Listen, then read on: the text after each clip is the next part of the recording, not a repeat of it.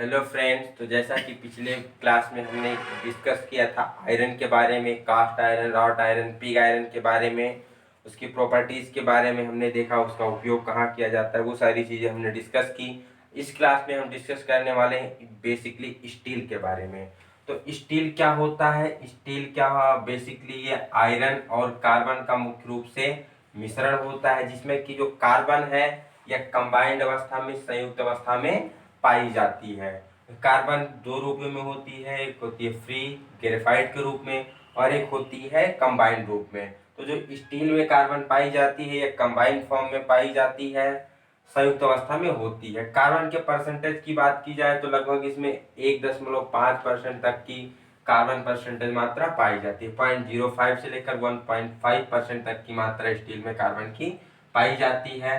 अब स्टील के कार्बन के परसेंटेज के अनुसार बात किया जाए तो स्टील को 3 कैटेगरी में डिवाइड किया जाता है: लो carbon steel, medium carbon steel, high carbon steel. लो कार्बन स्टील को हम माइल्ड स्टील भी कहते हैं, कभी कभी इसे एग्जाम में पूछ लिया जाता है, other name of mild steel, then it is called low carbon steel.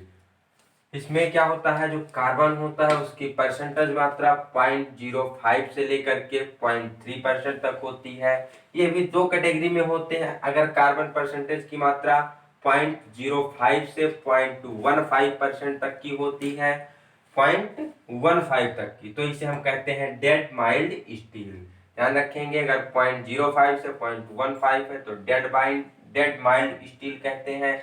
और यदि कार्बन परसेंटेज की मात्रा 0.15% से स्टार्ट होकर 0.3% तक जाती है तो इसे हम माइल्ड स्टील के नाम से जानते हैं। यदि बात की जाए कि इसके बेसिकली गुण क्या होते हैं तो ये डक्टाइल होता है, तो इसमें डक्टिलिटी का गुण और मैलेबिलिटी का गुण प्रमुख रूप से पाया जाता है।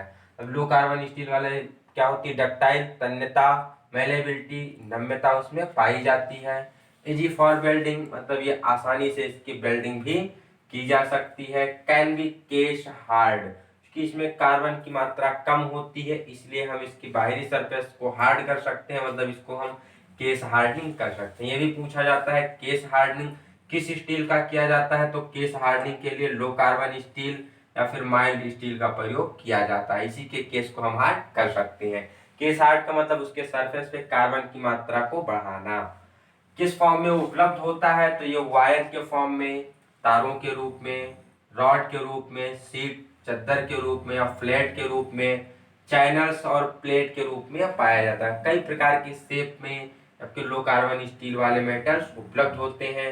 इसका जो बेसिकली प्रयोग है ये बड़े बड़े हैवी स्ट्रक्चरल वर्क में किया जाता है। जो आपके ब्रिज वर्क्स होते हैं, जो पुल के निर्माण के कार्य होते हैं, बॉयलर के जो टैंक बनाए जाते हैं, इसके बाद जो एग्रीकल्चरल इक्विपमेंट होते हैं, कृषि के जो यंत्र बनाए जाते हैं, डोर्स हो गया, दरवाजे, विंडोज, खिड़कियां हो गई, तो नट बोल्ट बनाए जाते हैं, और भी जो सामान्य कार्य के लिए प्रयोग किया जाता है वो जनरली होता है माइल्ड स्टील या लो कार्बन स्टील। इसमें पूछा क्या जाता है, ह्यूज स्ट्रक्चरल वर्क और ब्रिज वर्क, ब्रिज के जो संबंधी वर्क होते हैं, और बॉयलर के टैंक जो बनाए जाते हैं बेसिकली किस स्टील से बनाए जाते हैं, तो बनाए जाते हैं लो कार्बन स्टील से। कितनी कार्बन परसेंटेज होती है, 0.3% तक। अब अगर कार्बन परसेंटेज 0.3 से लेकर के 0.7% के बीच में है तो इसे हम जानते हैं mild steel, medium carbon steel के नाम से। मीडियम मतलब मध्यम कार्बन स्टील।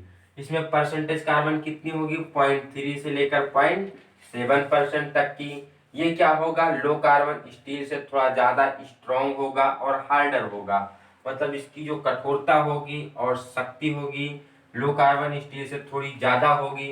अगर मेलेबिलिटी की बात की जाए और डक्टिलिटी की बात की जाए तो लो कार्बन स्टील से मेलेबिलिटी और डक्टिलिटी कम होगी, लेकिन जो स्ट्रॉन्गनेस है और हार्डनेस है लो कार्बन स्टील से ज्यादा होगा, मतलब एक कठोर ज्यादा होगा लेकिन तन्य और मेलेबल कम होगा। ये किस फॉर्म में उपलब्ध होता है, तो ये भी अवेलेबल होता है किस किस फॉर्म में, राउंड रॉड्स हो गए, हेक्सागोनल हो गए, ऑक्टागोनल शेप में जनरली ये पाए जाते हैं मीडियम कार्बन स्टील।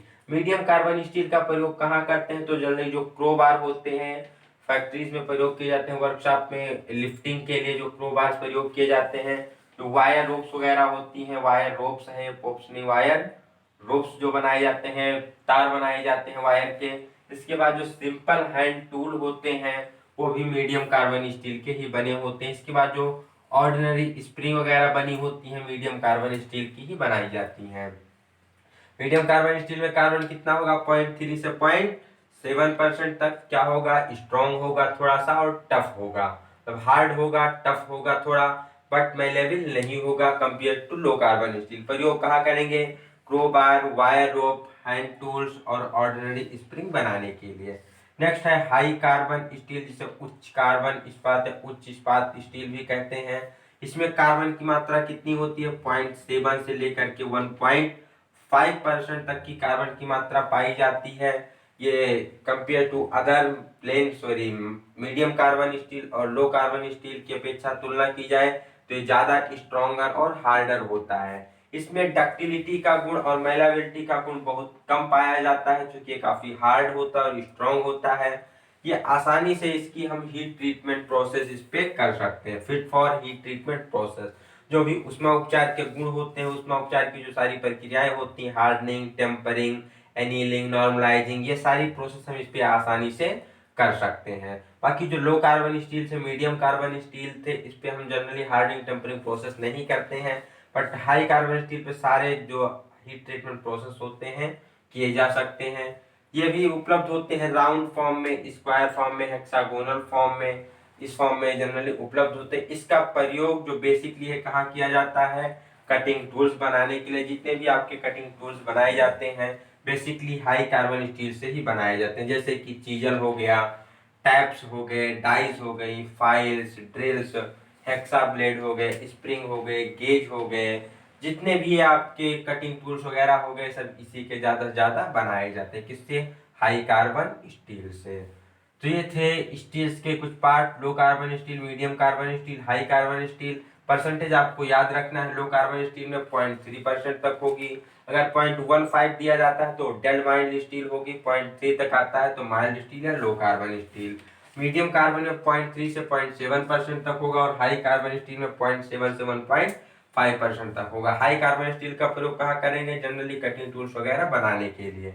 इसके बाद अब बात की जाए एलॉय स्टील की, तो एलॉय स्टील क्या होता है, अपने इच्छानुसार गुण प्राप्त करने के लिए, वांछित गुण प्राप्त करने के लिए हम स्टील में कार्बन के अतिरिक्त कुछ और एलॉइंग एलिमेंट्स मिला देते हैं, जिससे कि उसकी संरचना में कुछ परिवर्तन होता है, उसके गुणों में कुछ आंतरिक परिवर्तन हो जाता है। तो कौन कौन से मेटल्स जनरली, कौन कौन से एलॉइंग एलिमेंट्स मिलाए जाते हैं, उससे क्या परिवर्तन होता है, कौन कौन सी स्टील होती है, एलॉय स्टील होती है, हम चर्चा करने वाले हैं। इसमें सबसे पहला आता है निकेल स्टील। निकेल स्टील मतलब ये निकिल का और स्टील मतलब कार्बन का बेसिकली कह लीजिए मिक्सचर होता है निकिल का। निकिल का मेल्टिंग पॉइंट कई बार एग्जाम में पूछा गया कि निकिल का गलनांक कितना होता है, तो 1450 डिग्री सेल्सियस निकिल का मेल्टिंग पॉइंट होता है। अब निकिल 2.5 से लेकर के 50% तक की हो सकती है, अकॉर्डिंग टू डिफरेंट प्रपोर्शन। इसके डिफरेंट डिफरेंट प्रॉपर्टीज होती हैं और यूज डिफरेंट डिफरेंट होते हैं।